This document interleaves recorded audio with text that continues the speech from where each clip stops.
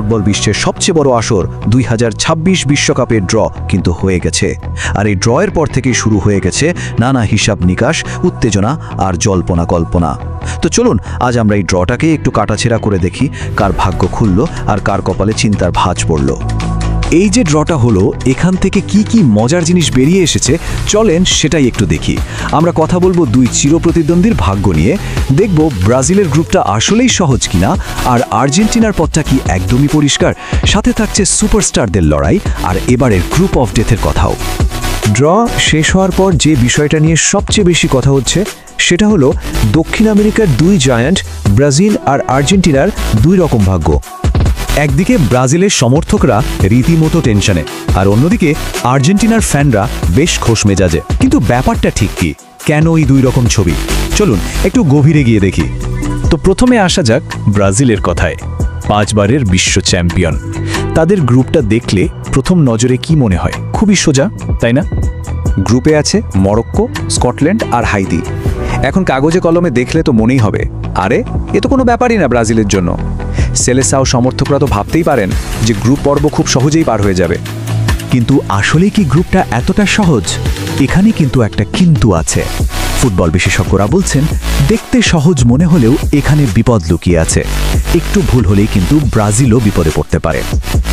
বিশেষ করে মরক্কোর কথা ভাবুন, ওরা কিন্তু গত বিশ্বকাপের সেমিফাইনালিস্ট। শুধু তাই না, কিছুদিন আগেই একটা ফ্রেন্ডলি ম্যাচে ওরা ব্রাজিলকে হারিয়েও দিয়েছে। কাজেই বিশ্বকাপে ওদেরকে হারানো যে কি পরিমাণ কঠিন হবে সেটা নিশ্চয়ই বুঝতে পারছেন। আবার স্কটল্যান্ডও আছে, ইউরোপের দল, বেশ লড়াকু। ওদেরকে একদমই হালকাভাবে নেওয়ার কোনো সুযোগ নেই। যে কোনো সময় অঘটন ঘটিয়ে দিতে পারে আর ব্রাজিলের কাজটা কঠিন করে দিতে পারে। আচ্ছা, এটা তো গেল ব্রাজিলের কথা। এবার যদি আমরা তাদের চিরপ্রতিদ্বন্দ্বী আর্জেন্টিনার দিকে তাকাই, তাহলে ছবিটা কিন্তু পুরো উল্টো। বর্তমান চ্যাম্পিয়নরা বেশ আরামের একটা গ্রুপই পেয়েছে বলে মনে হচ্ছে। গ্রুপে প্রতিপক্ষ কারা? অস্ট্রিয়া, আলজেরিয়া আর জর্ডান। সত্যি বলতে এই দলগুলোর কোনোটিই কিন্তু আর্জেন্টিনার জন্য খুব বড় কোনো মাথা ব্যথার কারণ হবে বলে বিশেষজ্ঞরা মনে করছেন না। অবস্থাটা এমন যে কেউ কেউ তো বলছেন আর্জেন্টিনা গ্রুপ পর্বটাকে নকআউটের প্রস্তুতি ম্যাচ হিসাবেও খেলতে পারে। মানে গ্রুপ চ্যাম্পিয়ন হয়েই যে ওরা পরের রাউন্ডে যাচ্ছে এটা প্রায় নিশ্চিত। তবে এখানে একটা ছোট্ট তবে আছে, ফুটবলে তো কোনো কিছুই নিশ্চিত না, তাই না? আর এই কথাটা আর্জেন্টিনার চেয়ে ভালো আর কে জানে। মনে আছে তো গত বিশ্বকাপে সৌদি আরবের কাছে সেই অবিশ্বাস্য হারের কথা। কাজে আত্মতুষ্টির কোনো সুযোগ নেই। ওকে, ব্রাজিল আর্জেন্টিনার গল্প তো হলো, এবার একটু ইউরোপের দিকে তাকানো যাক। এবারে ড্র এমন একটা গ্রুপ তৈরি করেছে যেখানে মুখোমুখি হতে যাচ্ছেন বর্তমান বিশ্বের সেরা দুই ফুটবল তারকা। ঠিকই ধরেছেন, কিলিয়ান এমবাপে আর আর্লিং হাল্যান্ড। ফ্রান্স আর নরওয়ে পড়েছে একই গ্রুপে। তার মানে গ্রুপ পর্বেই আমরা এই দুই মহাতারকার লড়াই দেখতে যাচ্ছি। ভাবা যায় বর্তমানে সেরা দুই স্ট্রাইকারের এই টক্করটা কিন্তু জমবে বেশ। শুধু তাই না, এই গ্রুপে কিন্তু সেনেগালও আছে। আফ্রিকার এই দলটা বিশ্বকাপে বড় দলগুলোকে চমকে দেওয়ার জন্য বিখ্যাত। কাজেই ফ্রান্সের জন্য পথটা খুব একটা সহজ হবে না। সব বিশ্বকাপেই তো একটা গ্রুপ অফ ডেথ থাকে, তাই না? তো এবারের ড্রতে সেই ভয়ঙ্কর গ্রুপে কারা পড়েছে জানেন? ইংল্যান্ড আর ক্রোয়েশিয়ার মতো হেভিওয়েট দলগুলো। এই গ্রুপটাকে কেন গ্রুপ অফ ডেথ বলা হচ্ছে সেটা একবার দেখুন।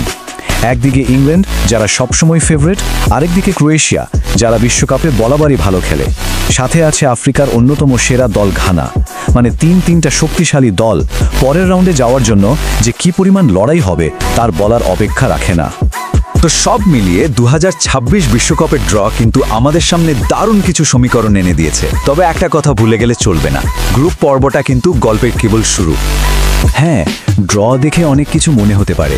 ব্রাজিল বা আর্জেন্টিনার মতো দলগুলো হয়তো গ্রুপ পর্ব নিয়ে খুব বেশি ভাবছে না, কিন্তু আসল খেলা তো শুরু হবে নকআউট পর্বে। ওখানেই বোঝা যাবে কার দৌড় কত দূর আর কারা শিরোপার আসল দাবিদার।